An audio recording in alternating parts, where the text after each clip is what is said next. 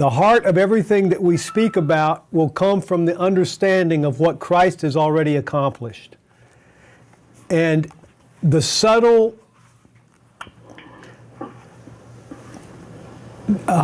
deception that has taken place in the churches really begins with the resurrection of Christ. That's the heart of the deception.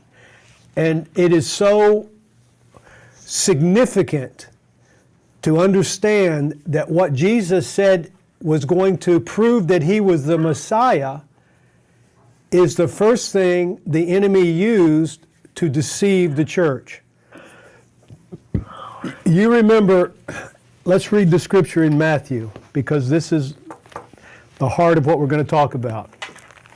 He said there's only going to be one sign that proves that I am the Messiah. And that sign is that just as Jonah was in the belly of the fish for 3 days and 3 nights, so will the Son of Man be in the heart of the earth 3 days and 3 nights.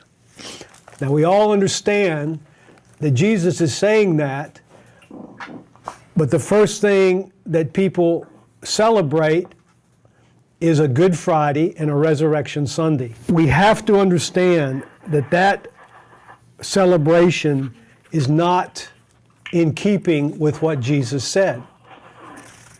Because 3 days and 3 nights, it's like you go to a hotel, and you go to the hotel and you say, I want to stay for 3 days and 3 nights, and they come to you after 2 days and 2 nights and tell you you must leave. And you've already paid for 3 days and 3 nights. Well, that's not what I paid for. Well, that's what you're going to be, that's what we're going to give you, 2 days and 2 nights. So that kind of mentality is what the church has adopted.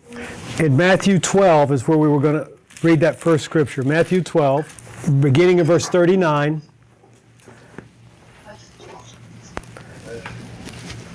But he answered and said to them, an evil and an adulterous generation seeks after a sign, and no sign will be given to it except the sign of the prophet Jonah.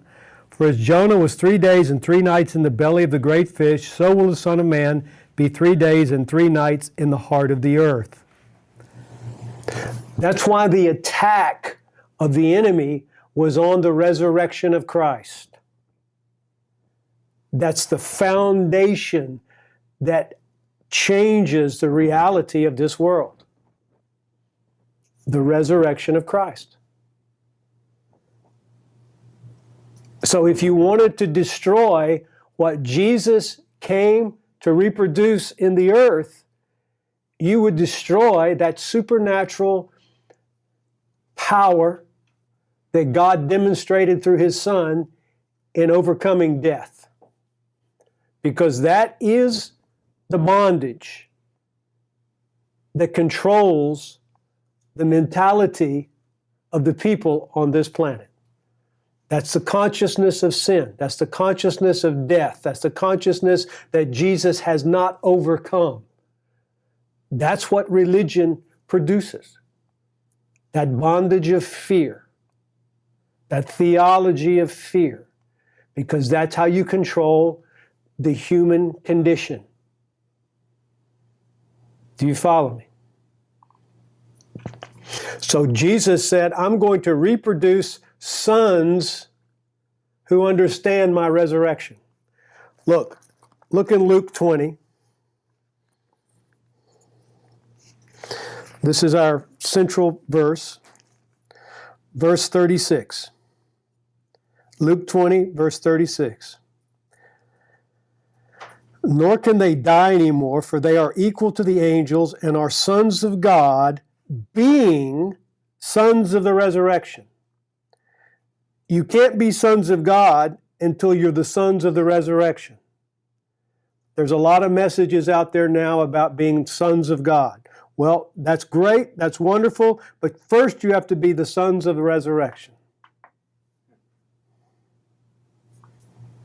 And that's a critical area that the church has been neglecting and not understanding for years and years and years. That's why this theology of Good Friday and Resurrection Sunday is such an abomination, because it absolutely destroys what Jesus said he came to prove, that he was the Son of God.